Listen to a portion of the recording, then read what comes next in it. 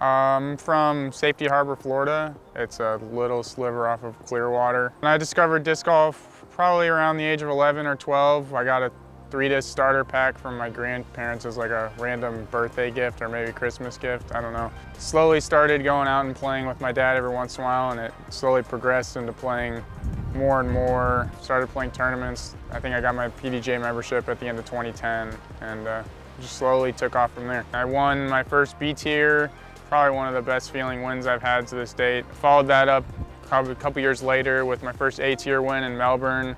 Other big wins, you know, obviously this year I won the Vegas NT. Graduated in fall of 2017 with my chemical engineering degree from the University of Florida.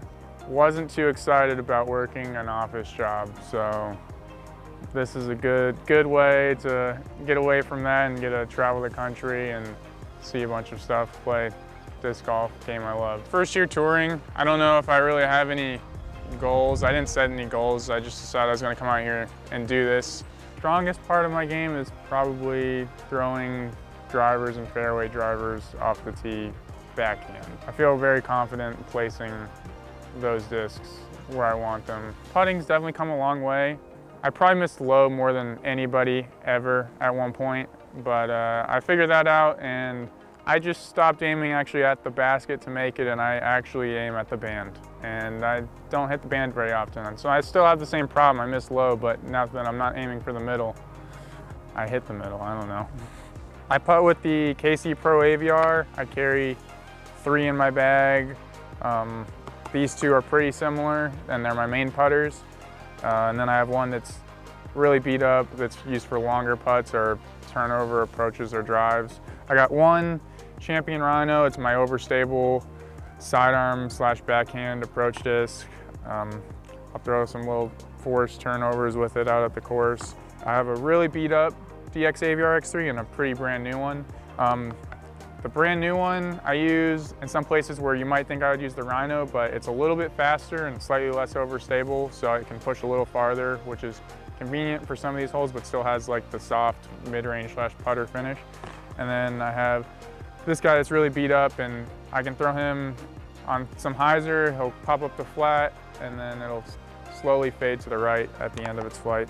I carry 2 KC Pro rocks. And this one's straight to slightly understable, and this one's just dead straight. These two are on my overstable side. I have a Luster Rock 3, which is pretty overstable, and then a Star Cayman. 4 fairway drivers, the most understable being this green Champion T-Bird I've had in my bag since 2012. I can throw this on a lot of hyzer and it'll stand up and turn and finish right. And my favorite fairway driver at the moment, the Champion Eagle. Eagles are really flat. They hold really straight with consistent finish at the end. 2019 Jeremy Calling Thunderbird is a good complement to these Eagles. Similar flight, just a little bit farther. Carry 2 Champion Firebirds. I have a flat top Champion Firebird, which is just really overstable. Backhand, drives, sidearm approaches. It's just a good utility disc to have. And then I have an older 11-time Champ Firebird. It's much straighter, probably very comparable to the 2019 Sexton Firebird, which once I lose this will be what I filter into the bag. But I have this guy here where I throw it for straighter sidearms and backhands. It's kind of like my Eagles, just has a harder finish at the end. And then finally, I carry 5 destroyers, 4-star destroyers, and the most overstable being a Luster Champion Destroyer. This one being pretty overstable, but not anywhere close to the Luster. This is kind of like my workhorse. It can be thrown really hard on some hyzer and it'll go straight for a long time and then consistently finish. And then I have 2 that are more understable. This guy being a little more controllable. Still has a little bit of finish in it, but it also will turn. And then this purple one definitely can go farther than any of the destroyers in my bag, but it could also turn into a roller really easy. So it's pretty flippy. It can be used for rollers. I don't throw too many rollers. It's also very good for like a hyzer stand-up sidearm for my weak sidearm. Got wallet, keys, little chalk bag, chapstick in here. definitely got stuck like 20 times in trees already, only playing like 3 practice rounds. So I ended up getting a slingshot and some marbles, but I bought way too many marbles, so I have 300 marbles here in the bag right now. So if you need to get your disc out of a tree, I'm probably the guy to come talk to. Plenty of ammunition here.